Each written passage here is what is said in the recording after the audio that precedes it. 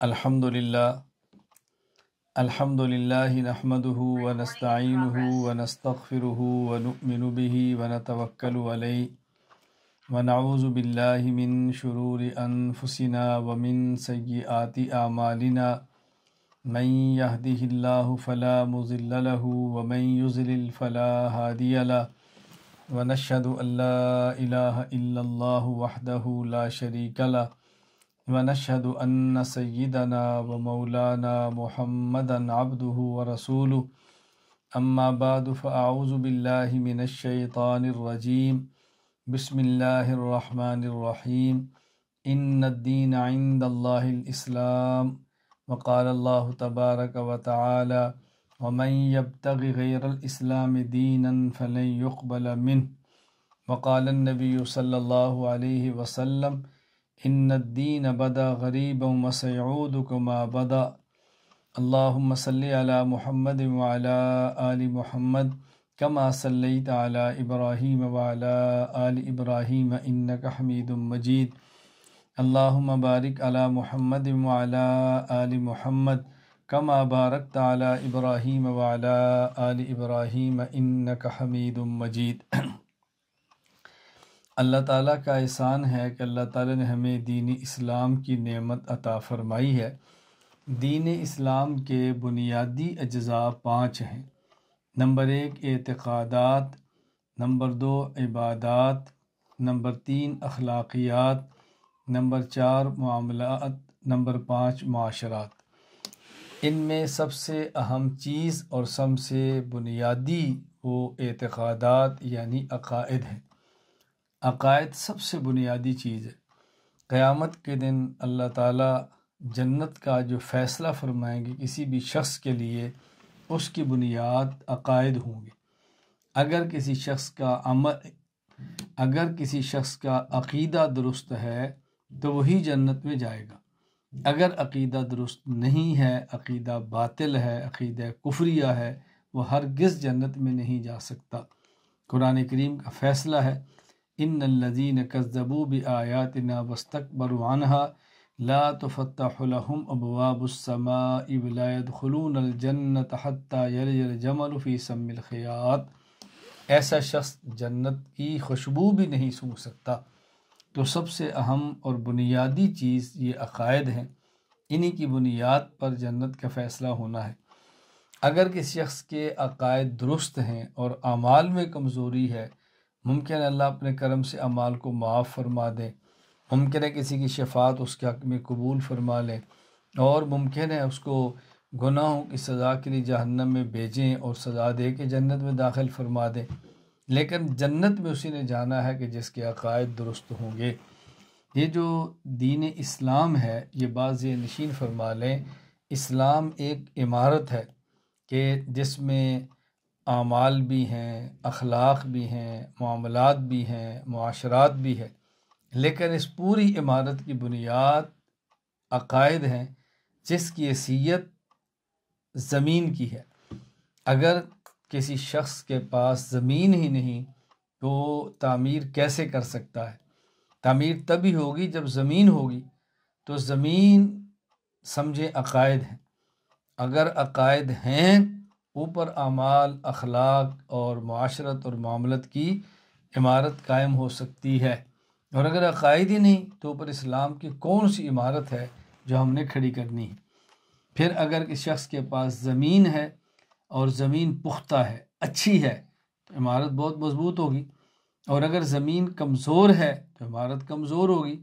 تو معلوم ہوا کہ عقائد کا صحیح ہونا بھی ضروری ہے، اور عقائد کا اہل سنت والجماعت کے عقائد ہونا بھی ضروری ہے۔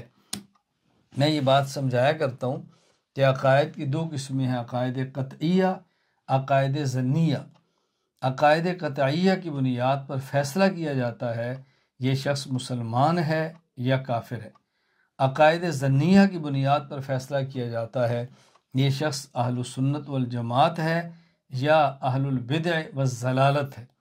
تو اگر کسی کے پاس زمین ہو اور ذرا کمزور ہو تو یہ کہیں گے اس کے عقائد اہل بدعت کے عقائد ہیں، یہ مبتدع فی العقیدہ ہے۔ یہ بات میں مثال دے کر سمجھا رہا ہوں، اچھی طرح ذہن نشین فرما لیں۔ جس طرح ایک شخص کے پاس زمین ہو لیکن وہ زمین کمزور ہو، تو ایسی ہے کہ ایک شخص کے پاس عقائد ہیں لیکن عقائد اہل بدعت کے ہیں، عقائد اہل سنت والجماعت کے نہیں ہیں۔ تو دین کے بنیادی اجزاء، دین کا اساسی جز یہ عقیدہ ہے۔ ان العقائد کلھا اصل الاسلام الفتح ان ذا امر واحد بینہن فقد غوا۔ اگر عقائد کی والی بنیاد ہی ختم ہو گئی تو اسلام کی پوری عمارت ختم ہو جائے گی۔ عقائد کی اہمیت کے پیش نظر ہم بحمد اللہ تعالی تخصص فی العقائد الاسلامیہ کرا رہے ہیں۔ آف لائن تخصص فی العقائد الاسلامیہ مرکز اہل سنت والجماعت میں اس سال 19ویں سال میں چل رہا ہے، اور تخصص فی العقائد الاسلامیہ آن لائن یہ اس سال چوتھا سال ہمارا شروع ہو رہا ہے۔ الحمدللہ ثم الحمدللہ دونوں کی مجموعی تعداد تقریباً یہ کوئی 1900 سے زیادہ ہے، یعنی 2000 کے لگ بھگ اب ہمارے متخصصین کی تعداد ہے جو پوری دنیا میں ہے۔ یہ سلسلہ اسی طرح چلتا رہا تو آپ خود اندازہ فرمائیں کہ آنے والے 50 سالوں میں کتنی بڑی تعداد عقائد درست کرنے والے علماء کی دنیا میں موجود ہوگی۔ اللہ ہمیں یہ بات سمجھنے کی توفیق عطا فرمائے۔ تخصص فی العقائد الاسلامیہ، یہ بات ذہن نشین فرما لیں، جو ہم نے مرکز میں رکھا ہے اور آن لائن پڑھا رہے ہیں۔ ہم نے تخصص فی العقائد الاسلامیہ میں بنیادی طور پر 3 چیزیں رکھی ہیں۔ نمبر 1 کچھ اسباق ہیں، نمبر 2 کچھ کتب برائے مطالعہ ہیں، نمبر 3 طلباء میں خانقاہی مجالس کی شرکت ہے۔ پہلی چیز جو کتب جو پڑھانے والی چیزیں ہیں ان میں ہم پڑھاتے ہیں، نمبر 1 ہماری خواہش ہوتی ہے کہ طلباء کو اصول پڑھائیں، اصول عقائد، اصول تفسیر، اصول حدیث، اصول افتاء، اصول مناظرہ، اصول تاریخ، اصول جرح و تعدیل۔ اور جو کتب پڑھائی جاتی ہیں ان میں اسلامی عقائد جو کہ میری کتاب ہے، کتاب العقائد جو کہ میری کتاب ہے، اس کے علاوہ العقیدۃ الحسنہ حضرت شاہ ولی اللہ رحمہ اللہ کی، العقیدۃ النصفیہ علامہ نصفی رحمہ اللہ کی، العقیدۃ الطحاویہ امام طحاوی رحمہ اللہ کی، اور الفقہ الاکبر امام اعظم ابو حنیفہ نعمان بن ثابت رحمہ اللہ تعالیٰ کی۔ یہ اصول اور کتب۔ اس کے علاوہ جو پڑھائے جاتے ہیں بطور خاص، ہم جو عقائد پڑھاتے ہیں اس میں توحید باری تعالیٰ اور ختم نبوت، عصمت نبوت، مقام دفاع صحابہ، حیات عیسیٰ، ثواب و عذاب قبر، حیات انبیاء علیہم السلام وغیرہ، ان عقائد کو بڑی تفصیل کے ساتھ پڑھایا جاتا ہے۔ اور اہم مسائل اس میں نکاح طلاق کے ہیں، تقلید کے ہیں اور تراویح کے ہیں، دیگر اہم مسائل، مسائل قربانی ہے، فقہ حنفی کا دفاع ہے اور عبارات اکابر ہیں، یہ پڑھائی جاتی ہیں۔ پھر بہت ساری کتب ایسی ہیں جو ہم نے طلباء کرام کے لیے مطالعہ کے لیے رکھی ہیں، اور جو ہم طلباء کو مطالعہ کرانا چاہتے ہیں ان کو ہم نے 3 سماہیوں میں تقسیم کر دیا ہے۔ مثلا پہلی سماہی میں کچھ تدریسی فائلز ہیں وہ پڑھیں، پھر دروس القرآن جو میرا 5 جلدوں پر مشتمل ہے اس کی 2 جلدیں ہیں، دروس الحدیث کی 2 جلدیں ہیں۔ طلباء کرام کو ہم چاہتے ہیں کہ طلباء کرام اس کا پہلی سماہی میں مطالعہ فرما لیں۔ پھر دوسری سماہی میں تدریسی فائلز ہیں، دروس القرآن کی آخری 3 جلدیں ہیں، المحند علی المفند ہے، اور المحند علی المفند پر اعتراضات کا علمی جائزہ جو میری کتاب ہے طلباء کو دی جاتی ہے۔ تیسری سماہی میں جو مطالعہ کراتے ہیں اس میں شرح عقیدہ طحاویہ، شرح فقہ اکبر، جی ہاں فقہ حنفی قرآن حدیث کا نچوڑ ہے۔ تو یہ ہم کوشش کرتے ہیں کہ طلباء کرام کو 3 سماہیوں میں مطالعہ کروا دیں تاکہ طلباء کو الجھن نہ رہے اور یہ آرام کے ساتھ مسائل کو، بنیادی چیزوں کو سمجھیں۔ پھر ہم طلباء کرام کو اس میں کوشش کرتے ہیں کہ گفتگو کی ان کے اندر صلاحیت پیدا کریں، گفتگو کرنے کا طریقہ ان کو سکھائیں، ہم ان کو سمجھائیں کہ آپ نے گفتگو کیسے کرنی ہے۔ اور تیسرے نمبر پہ پھر طلباء کرام کو خانقاہی مجالس میں شریک کیا جاتا ہے، جو ہر مہینے باقاعدگی کے ساتھ خانقاہی مجلس ہوتی ہے، ہر ماہ کی پہلی اتوار اس میں الحمدللہ طلباء کرام شریک ہوتے ہیں، اور اپنے اندر اخلاص، تقوی، للہیت پیدا فرماتے ہیں، اور گناہوں سے بچنے کی ترغیب دی جاتی ہے، نیک اعمال کی ترغیب دی جاتی ہے۔ اللہ ہم سب کو توفیق عطا فرمائے۔ تو یہ میں نے مختصر سا خاکہ پیش کیا ہے کہ جو ہم تخصص فی العقائد الاسلامیہ میں آپ طلبہ کرام کو پڑھائیں گے انشاءاللہ، جو سکھائیں گے۔ آن لائن تخصص بھی ہے ہمارا، آف لائن تخصص بھی ہے۔ میں آج کی مجلس میں مناسب سمجھتا ہوں کہ تخصص فی العقائد الاسلامیہ آن لائن کی افادیت پر تھوڑی گفتگو کروں، کیونکہ میں اس پر اللہ کا جتنا شکر ادا کروں کم ہے کہ آن لائن کورسز کے حوالے سے الحمدللہ بہت بڑا کام ہے جو اللہ کریم نے ای مرکز سے لیا ہے۔ اللہ اس کو قبول فرما لے۔ ہم نے ای مرکز کے تحت نمبر 1 تعلیم القرآن کورس شروع کیا ہے، چھوٹے بچوں کے مرکز کے تحت آن لائن ہم نے 2 سالہ علم دین کورس شروع کیا ہے، مرد حضرات کے لیے بھی اور خواتین کے لیے بھی۔ اسی طرح ہم نے ای مرکز کے تحت آن لائن 4 سالہ عالم کورس شروع کیا ہے، مرد حضرات کے لیے بھی اور خواتین کے لیے بھی۔ اسی طرح ترجمہ قرآن کریم اور تفسیر قرآن کریم 1 سالہ یہ بھی شروع کیا ہے، مرد حضرات کے لیے بھی اور خواتین کے لیے بھی۔ اب تجوید کا 1 سالہ کورس وہ بھی ہم اس سال سے شروع کر رہے ہیں، بطور خاص خواتین کے لیے چل رہا ہے۔ اسی طرح دورہ حدیث شریف، صرف دورہ حدیث شریف جو حضرات درجات پڑھ چکے ہیں، دورہ حدیث نہیں کر سکے، یا جو علماء کرام سال ہا سال سے دیگر مصروفیات کی وجہ سے کتب حدیث سے دور ہے، ایک بار وہ تازگی کر لیں اور آن لائن دورہ حدیث پڑھ لیں، ان کے لیے شروع کیا ہے۔ اور اب ہم نے بچیوں کے لیے 6 سالہ باقاعدہ عالمیت کا کورس درس نظامی وہ بھی آن لائن شروع کر دیا ہے۔ میں عرض کر رہا تھا کہ آن لائن کی افادیت کو سمجھیں۔ ہمارے وہ حضرات جو میڈیا سے دور ہیں ان کا ذوق الگ ہے، ہمارے وہ حضرات جو سوشل میڈیا استعمال نہیں فرماتے ان کا بھی ذوق ہے، ہمیں کوئی اعتراض نہیں ہے۔ ہمارے وہ حضرات جو آف لائن پڑھا رہے ہیں اور مدارس میں پڑھا رہے ہیں، بہت بڑی محنت ہے، ہم نے اسی طرح پڑھا ہے، اللہ قبول فرمائے۔ لیکن آن لائن کورسز کے حوالے سے ہمارے لیے ضروری ہے کہ ہم اس کی وضاحت کریں اور اس بات کو کھولیں کہ بھئی ہم نے آن لائن یہ کورسز کیوں شروع کیے ہیں۔ دیکھیں، بات یہ نشین فرما لیں کہ دنیا میں آج سکولز آن لائن چل رہے ہیں، کالجز آن لائن چل رہے ہیں، یونیورسٹیز آن لائن چل رہی ہے، پوری حکومتیں آن لائن چل رہی ہیں، دنیا کے ویزوں کے نظام آن لائن چل رہے ہیں۔ اور اگر ہم تھوڑی سی محنت کریں گے تو ہم علم نبوت کو، علم شریعت کو اتنی جگہوں پر پہنچا سکتے ہیں آن لائن کہ جس کا موجودہ دور میں بظاہر تصور کرنا بھی عام آدمی کے لیے مشکل نہیں، شاید ناممکن ہو، وہاں تک پہنچا سکتے ہیں۔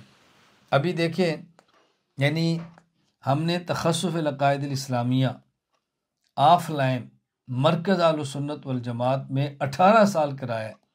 ان 18 سال میں مرکز سے فارغ ہونے والے متخصصین کی تعداد تقریباً 800 سے کچھ زائد ہے، 850-60 ہے۔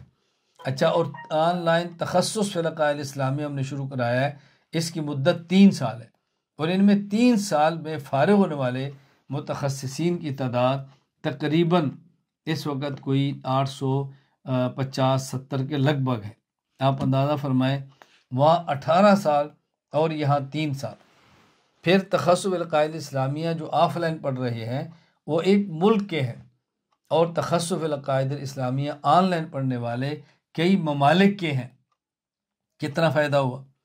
اور یہ بات ذہن نشین فرما لیں کہ دنیا بھر کے طلباء وہ ویزے لے کر، مصارف خرچ کر کے، ٹکٹیں لے کر ہمارے پاس پڑھنے کے لیے آئیں، یہ مشکل ہی نہیں، اب بظاہر ناممکن لگ رہا ہے۔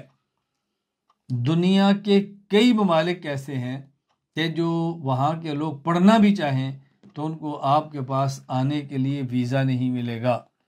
اور یہ تو ہمارے علماء کرام جانتے ہی ہیں کہ ہمارے ملک میں طلباء دنیا بھر سے پڑھنے کے لیے آتے تھے، اور ایک وقت میں ان کے آنے پر پابندی لگا دے گی، وہ نہیں آ سکے۔ اگر پابندی نہ لگائی جائے، پابندی کھول بھی دی جائے، تو پھر بھی کتنے طلباء ایسے ہیں جن میں کے پاس ویزے کے اخراجات نہیں، ٹکٹ کے اخراجات نہیں، اپنے ملک سے دور رہ کر اخراجات کے نہیں، اور کتنی دنیا ایسی ہے کہ جن کے پاس اخراجات تو شاید ہوں، لیکن ان کے پاس اتنا وقت نہیں ہوگا، اتنا لمبا سفر نہیں کر سکیں گے، تو ان کے پاس آن لائن کے علاوہ کون سی صورت ہے کہ جس میں لوگ تخصص کریں اور وہ متخصص بنیں اور عقائد میں اسپیشلسٹ بنیں، عقائد سمجھیں، دلائل سمجھیں، اور اپنے مزاج میں اعتدال پیدا کریں، اور دنیا بھر میں وہ عقائد کے حوالے سے کام کریں۔ اس کے علاوہ بظاہر کوئی صورت ممکن نہیں ہے۔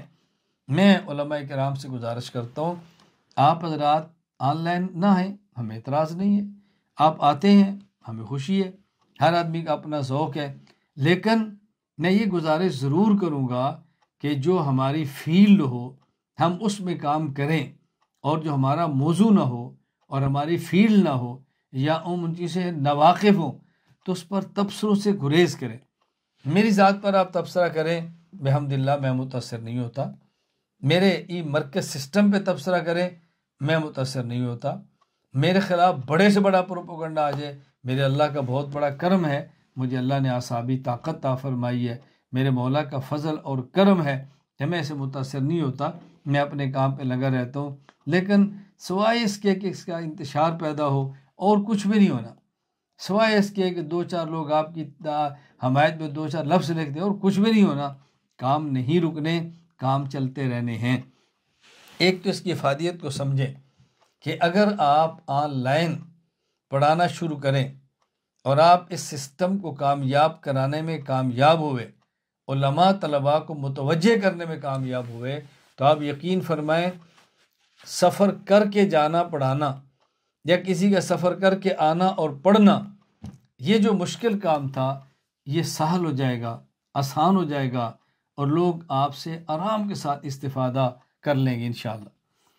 باقی آن لائن کے حوالے سے ہمیں کبھی یہ الجھنیں رہتی ہیں کہ جو فائدہ آف لائن میں ہے، جو فائدہ کسی کی صحبت میں رہ کر ہے، جو فائدہ کسی کے پاس رہ کر ہے، وہ دور سے نہیں ہو سکتا۔ دیکھیں بات اچھی طرح سمجھیں، ہمارے ہاں غلط فہمی پیدا ہو گئی ہے، غلط فہمی پیدا ہو گئی ہے۔ ہمارا ایک ضابطہ ہے کہ ما لا یدرک کلہ لا یترک کلہ، اگر کوئی چیز مکمل آپ کو نہیں مل سکتی تو اس کو مکمل چھوڑے بھی نہیں، یعنی اگر مکمل فوائد حاصل نہیں ہوتے تو جو کچھ فوائد حاصل ہو رہے ہیں ان فوائد کو چھوڑے مت۔ میں اس بات کا قائل ہوں طلبہ سفر کریں اور استاذ کے پاس بیٹھ کے پڑھیں، میں اس بات کا قائل، داعی اور محرک ہوں کہ مریدین سفر کریں اور اپنے شیخ کی خانقاہ میں رہیں اور ان کے پاس وقت لگائیں۔ میں نے سفر کیا ہے اور اپنے اساتذہ کے پاس جا کر پڑھا ہوں، سرگودا سے کراچی 1000 کلومیٹر کا سفر طے کر کے گیا ہوں پڑھنے کے لیے، اور میں نے 3 سال تک یوں سفر کیا ہے۔ سرگودا سے گجرانوالا پڑھنے کے لیے سفر کیا ہے، سرگودا سے فیصل آباد پڑھنے کے لیے سفر کیا ہے، سرگودا سے ملتان پڑھنے کے لیے سفر کیا ہے، سرگودا سے ساہیوال پڑھنے کے لیے سفر کیا ہے، میں نے سوار کی ہے۔ اور اسی طرح میں نے باقاعدہ خانقاہ میں 40 دن اپنے شیخ کی صحبت میں گزارے ہیں اور استفادہ کی ہے۔ تو میں استاذ کی صحبت میں رہ کر پڑھنے کا قائل ہوں، شیخ کی صحبت میں رہ کر استفادے کا قائل ہوں، قائل ہی نہیں فاعل ہوں، فاعل ہی نہیں محرک ہوں، داعی ہوں۔ لیکن جو دور سے سفر نہیں کر سکتے، ویزا نہیں ملتا، ان کے پاس مسائل ہیں، اگر وہ آن لائن دور رہ کر نہ پڑھیں اور آف لائن پڑھنے کے مواقع نہ ہوں تو اس کا کیا مطلب ان کو دین سے محروم کر دیا جائے؟ بات سمجھنے کی کوشش کریں. یعنی مجھے بعض باتوں پر بہت تعجب ہوتا ہے، بہت تعجب. یعنی ایک شخص اپنی بات کو میڈیا کے ذریعے عام کر کے میڈیا ہی کی مخالفت کرتا ہے کہ میڈیا کو دین کے لیے استعمال نہ کرے.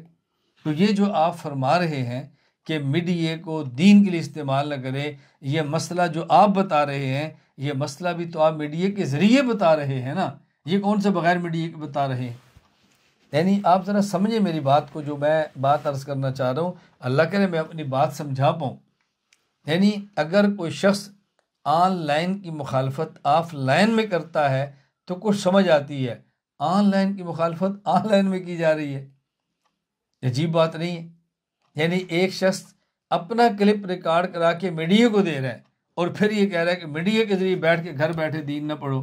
یہ آپ نے پیغام میڈیا کے ذریعے دیا ہے، دنیا بھر میں پھیلایا ہے اور گھر بار میں پھیلایا ہے اور اس کو دین سمجھ کر پھیلایا ہے. اب میں عرض کرتا ہوں یہ بات سمجھنے کی کوشش کریں. اللہ مجھے بھی، اللہ آپ کو بھی، ہم سب کو بات سمجھنے کی، مزاج میں اعتدال پیدا کرنے کی توفیق عطا فرمائے. میں گزارش کر رہا ہوں ایک تو آن لائن کی افادیت کو سمجھیں کہ اگر کوئی شخص آف لائن آپ کے پاس آ کر نہیں پڑھ سکتا اور آن لائن آپ اس کو پڑھانے کے لیے تیار ہی نہیں ہیں، تو گویا دین پڑھانے کے کچھ دروازے دنیا کی حکومتوں نے بند کیے اور جو دروازے کھلے تھے اس کو ہم علماء نے بند کر دیے. تو لوگ کیسے دین حاصل کریں گے؟ لوگ کیسے دین پڑھیں گے؟ تو پھر وہ لوگ میڈیا پر بیٹھ کے آن لائن جو غلط کورسز کراتے ہیں، بد عقیدگی پھیلا رہے ہیں، بدعات پھیلا رہے ہیں، فحاشی اور بے حیائی کو پھیلا رہے ہیں، اس کا روک تھام کیسے ہوگا؟ اس کا روک تھام کیسے ہوگا؟ ہم اس کو سمجھنے کی کوشش کریں. ایک تو میں نے عرض یہ کیا ہے کہ جس حد تک فائدہ ممکن ہے اس کو پہنچائیں.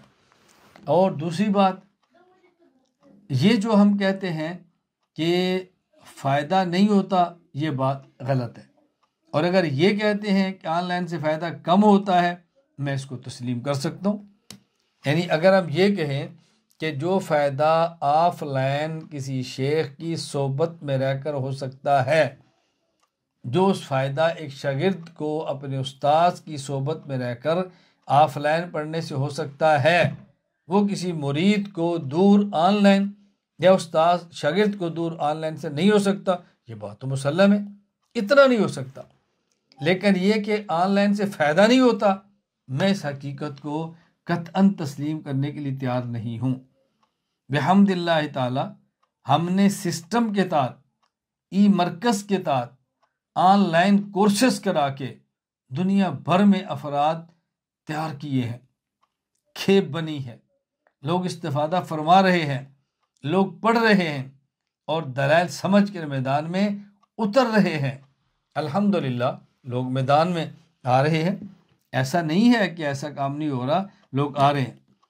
پھر عجیب بات یہ ہے کہ اگر ہمارے موبائل میں ایک کنجر، ہمارے موبائل میں ایک ڈانسر، ہمارے موبائل میں ایک فلمی ایکٹر آ کر ہمارے اخلاق کو خراب کر سکتے ہیں، تو ہمارے موبائل میں عالم، ایک شیخ، صاحب نسبت شخص آ کر ہمارے عقائد اور اخلاق کو درست کیوں نہیں کر سکتا؟ بات سمجھے. میں اس پر دو واقعات مختصر سے پیش کرتا ہوں. ایک واقعہ کہ ایک شخص نے مجھ سے پوچھا کہ مولانا صاحب اگر ہم موبائل میں قرآن کریم کی تلاوت سنیں، اگر ہم موبائل میں حدیث پاک سنیں، اگر ہم موبائل میں دینی مسئلہ سنیں، کیا ہمیں اس پر اجر ملے گا؟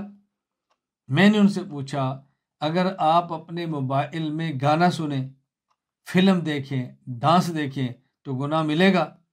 کہا جی ہاں. تو میں نے کہا جب موبائل کے ذریعے ڈانس، فلم اور گانا سننے پر گناہ ملتا ہے تو موبائل کے ذریعے قرآن، حدیث اور فقہ سننے پر اجر کیوں نہیں ملے گا؟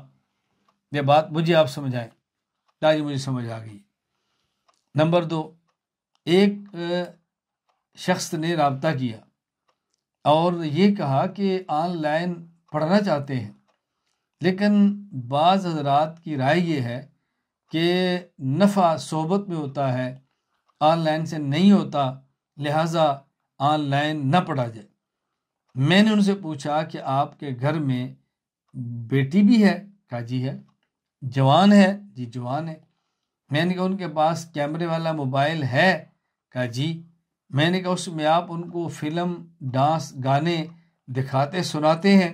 کہا جی نہیں۔ میں نے کہا کیوں؟ کیسے اخلاق تباہ ہوتے ہیں، بچی برباد ہوتی ہے۔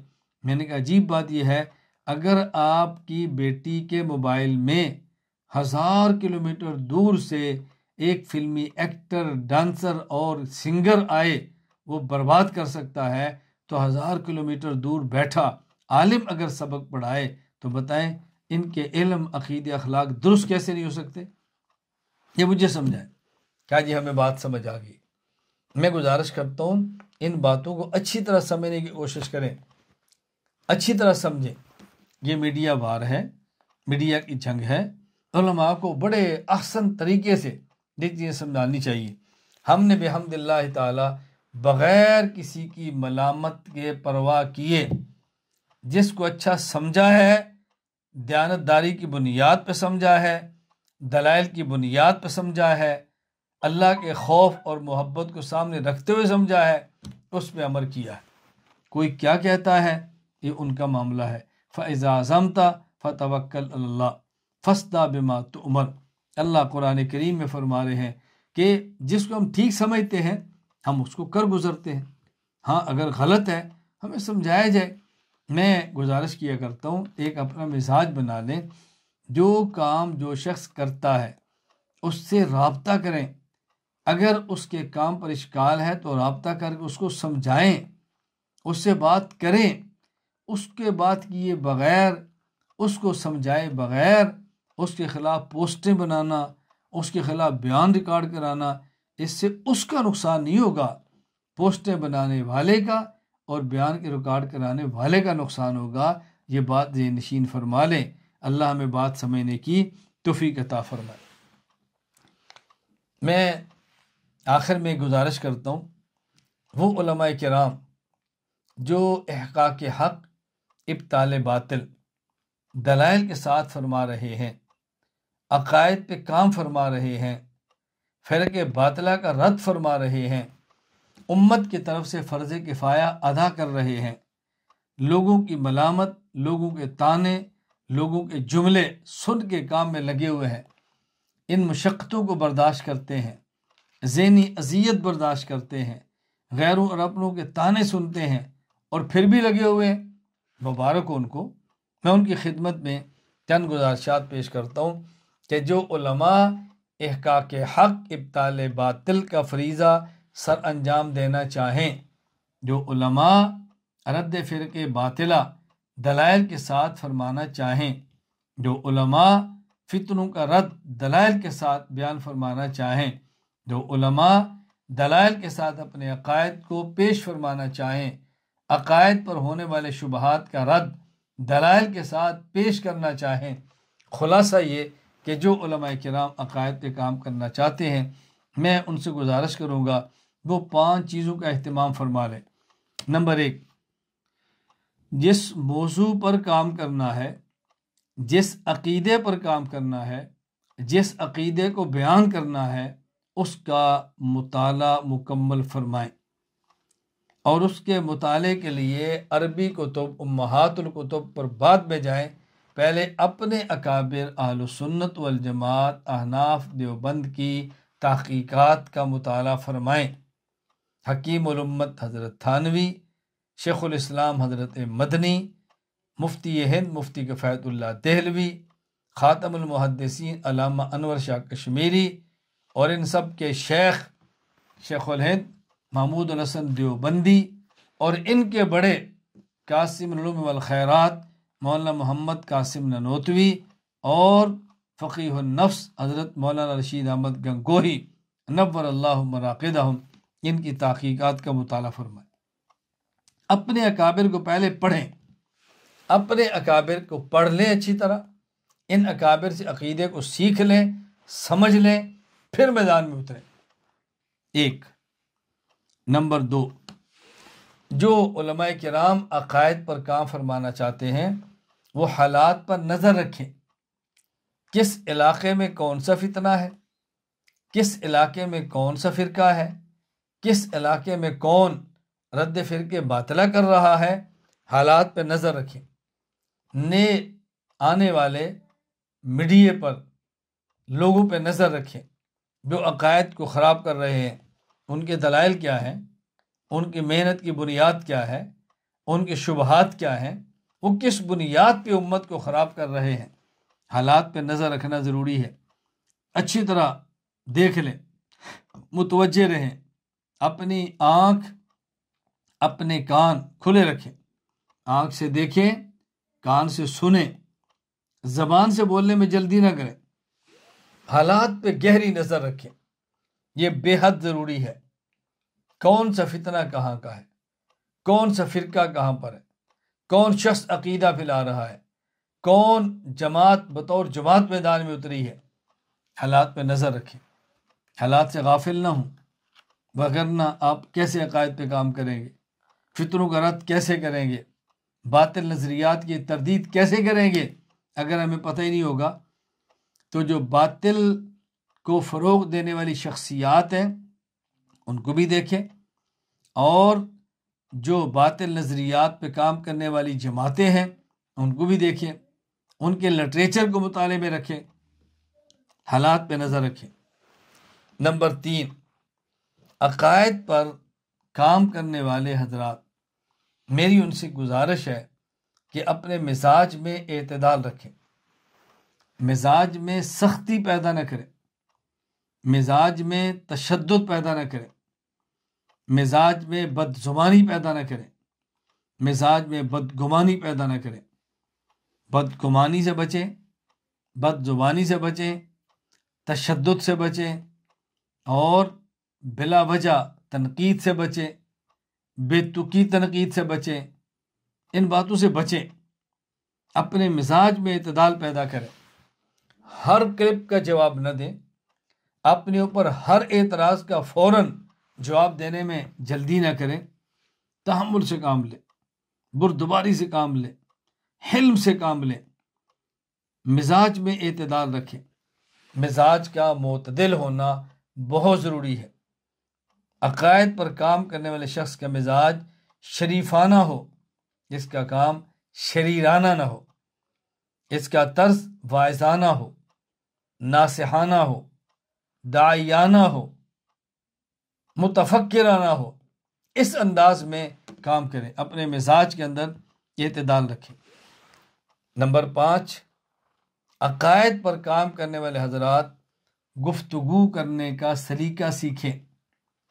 میں نے کہاں بات بلند آواز سے کہنی ہے، کہاں بات میں نے آہستہ کہنی ہے، کہاں میں نے تردید نام لے کر کرنی ہے، کہاں تردید بغیر نام لیے کرنی ہے، کہاں تردید کتنی کرنی ہے، گفتگو کا سلیقہ سیکھیں، بات رک رک کے کریں، بات اونچی آواز میں کریں، بات دلیل سے کریں، بات مخاطب کو سمجھانے کی نیت سے کریں، گفتگو کا سلیقہ پیدا کریں، گفتگو ایسی کریں کہ سامع کے دل و دماغ میں اتر جائیں، سامع سمجھنے پر آمادہ ہی نہیں مجبور ہو جائے، سمجھانے کی نیت سے بات کریں، گفتگو کا سلیقہ سیکھیں۔